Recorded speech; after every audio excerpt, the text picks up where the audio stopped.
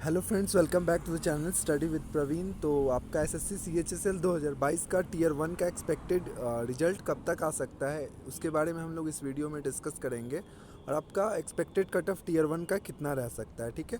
Tier two के लिए आपका जीके बहुत इंपॉर्टेंट है इस बार, तो जीके को आपको अलग से अच्छे से प्रिपेयर करना होगा, ठीक है। ताकि आपको वो मेरिट में वो लगभग लास्ट में आपका डिसाइडिंग फैक्टर होगा कि आपका टीयर टू क्वालिफाई होगा या नहीं होगा। तो इन्हीं मुद्दों पे हम लोग वीडियो में डिस्कस करेंगे। तो चलिए वीडियो को स्टार्ट करते हैं। अगर आप चैनल पे नए हैं तो प्लीज़ चैनल को सब्सक्राइब कर लीजिएगा, और वीडियो अच्छा लगे तो आप वीडियो को लाइक कर सकते हैं। तो सबसे पहले बहुत सारे भाई लोग का क्वेरी था कि आपका टीयर वन का रिजल्ट कब तक आएगा।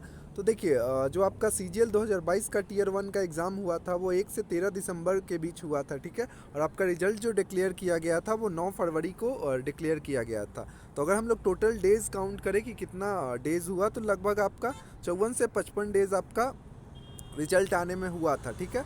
तो आपका लगभग इतना ही टाइम इस बार भी लगने वाला है, तो ज़्यादा टाइम नहीं लगेगा। तो आपका जो एग्ज़ाम हुआ था वो 19 तारीख तक हुआ था, ठीक है। और जो आपका रिजल्ट आ सकता है टीयर वन का वो 12 से 15 मई तक आ सकता है। आप ये मान के चलिए कि 10 मई के बाद आपका रिजल्ट कभी भी जारी किया जा सकता है एसएससी सीएचएसएल टीयर वन का, ठीक है। तो आप एक्सपेक्ट कर सकते हैं कि 10 से 12 मई के आसपास आपका रिजल्ट आ जाना चाहिए, और नहीं तो 15 से पहले पहले आपका रिजल्ट डेफिनेटली आ जाएगा। अगर हम लोग बात करें कि आपका टीयर वन का एक्सपेक्टेड कट ऑफ कितना रह सकता है, तो आपका यूआर का 143 के आसपास रह सकता है, ठीक है। ओबीसी का आपका 142 रह सकता है, ईडब्ल्यूएस का आपका 135, एससी का आपका 115 रह सकता है, एसटी का 107, और आपका एक्स सर्विसमैन का 132, ओएच का 112, एचएच का 72, और वीएच का आपका 95 रह सकता है, ठीक है। कुछ कैंडिडेट ये बोलेंगे कि आपका यूआर का एटलीस्ट 145-46 के आसपास जाने का संभावना है। तो देखिए, ये आपका टोटली नॉर्मलाइजेशन पे डिपेंड करेगा कि आपका नॉर्मलाइजेशन में कितना इंक्रीज होता है पर शिफ्ट, ठीक है। तो इस बार जो नॉर्मलाइजेशन आपका इंक्रीज हो रहा है, तो वो आपका किसी किसी शिफ्ट में तो आपका रैंक आईक्यू में 25 से 30 के बीच में भी इंक्रीज हो रहा है, ठीक है।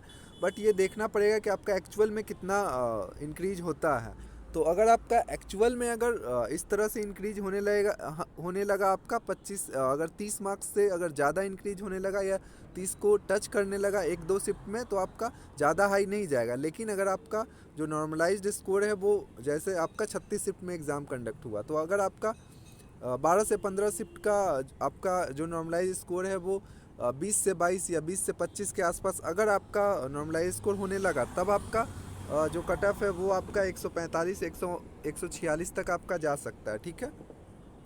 लेकिन अभी तक जो रिसेंट ट्रेंड में देखा गया है एसएससी के द्वारा, तो आपका जो मैक्सिमम नॉर्मलाइज है वो 20 से 25 के आसपास ही रह जा रहा है, ठीक है। तो उतना अगर इंक्रीज होता है तो आपका जो फाइनल कट ऑफ रह सकता है यूआर के लिए 142, और इसमें प्लस माइनस आप 2 कर सकते हैं। माइनस तो इसमें होने का गुंजाइश नहीं है, आप +2 इसको लेके चल सकते हैं, ठीक है। लेकिन 142 143 145 तक आपका सेफ स्कोर रहेगा। जैसा कि आपको पता है कि इस बार आपका 20 क्वेश्चन आपका जीके से भी रहने वाला है मेंस में। तो आपका एक क्वेश्चन 3 मार्क्स का रहेगा, तो 60 क्वेश्चन आपका रहेगा डेफिनेटली, मतलब 60 मार्क्स का रहेगा। उसमें आपको मैक्सिमम से मैक्सिमम स्कोर करने का चाहिए, और आपको अगर आप एवरेज कैंडिडेट है तो एटलीस्ट आपको 40 मार्क्स लाने का सोचना चाहिए 60 में। और अगर आप थोड़ा अच्छे से प्रिपेयर किए हुए हैं तो आपको 45 से 50 मार्क्स के आसपास पहुंचने का कोशिश करना चाहिए। आपको कम से कम 15 से 16 क्वेश्चन सही करने का कोशिश करना चाहिए। और आपको मेन आपको फोकस होना चाहिए आर्ट एंड कल्चर पे, और आपको करंट अफेयर पे, ठीक है। करंट अफेयर में आपको डेटा बेस्ड क्वेश्चन थोड़ा ज़्यादा याद रखना है। जैसे मान लिया जाए कि आपका बजट से रिलेटेड कोई क्वेश्चन आया, तो उसको आपको ज़्यादा ध्यान देना है आपको। और स्पोर्ट्स से रिलेटेड कि कौन सा पर्सनैलिटी किस खेल से संबंधित है, और आपको इंडिया अगर किसी चीज़ में मेडल जीता है तो, और या जो इम्पोर्टेंट प्लेयर हैं जैसे चेस हाल ही में हुआ है, तो ये सब पे आपको फोकस करना है।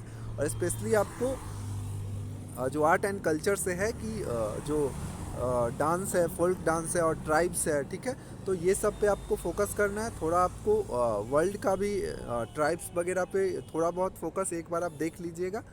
और आपको हिस्ट्री में मोस्टली आपको दिल्ली सल्तनत और आपको मुग़ल पे थोड़ा बहुत फोकस करना है और आपको मॉडर्न हिस्ट्री देखना है। और पॉलिटी में आपको आर्टिकल वगैरह पे फोकस करना है, ठीक है। और आपको ज्योग्राफी सेक्शन में आपको एज सच तो कुछ इम्पोर्टेंट नहीं है। आप अगर अच्छे से प्रिपेयर किए हैं तो आपको लगभग पूरा देख के जाना चाहिए, क्योंकि आपको कोई चीज़ छोड़ना नहीं चाहिए। अभी आपका एग्ज़ाम में टाइम है, ठीक है। तो अभी आपको जितना हो सके पूरा पढ़ लीजिए। और बाकी मॉक टेस्ट अच्छे से लगाइए। मॉक टेस्ट जो प्रीवियस ईयर आपका आ रहा है, जैसे CGL का हुआ टीयर 1 का एग्ज़ाम, CHSL का टीयर 1 का एग्ज़ाम हुआ, या अभी MTS का हो रहा है, या GD का हुआ, तो जितना भी आपको जो करंट अफेयर जो इधर 2022 या 23 में हुआ है उसको आप देखिएगा। करंट अफेयर पहले का आपको देखने का ज़रूरत नहीं है। बट आपको आर्ट एंड कल्चर से जितना क्वेश्चन आ रहा है उसको आप अपना नोट करते जाइएगा और उसको बार बार रिवीजन करिए। क्वेश्चन वहीं से आना है, ठीक है। तो अगर आप प्रीवियस ईयर पे जीके में भी फोकस करते हैं और आप थोड़ा बुक को रीडिंग करते हैं तो आप अच्छा स्कोर कर सकते हैं। आप मिनिमम आप 40 के आसपास तो स्कोर कर ही सकते हैं, ठीक है। अगर क्वेश्चन ज़्यादा डिफिकल्ट हुआ तो आप 38-40 तक पहुंच जाइएगा। अगर क्वेश्चन इजी हुआ तो आप 45-46 तक भी पहुंच सकते हैं। तो चलिए वीडियो को यहीं तक रखते हैं। आशा करता हूं कि आपका वीडियो हेल्पफुल लगा होगा और आपका रिजल्ट 10 से 12 तक आ जाएगा। Thank you so much for watching this video. Have a nice day.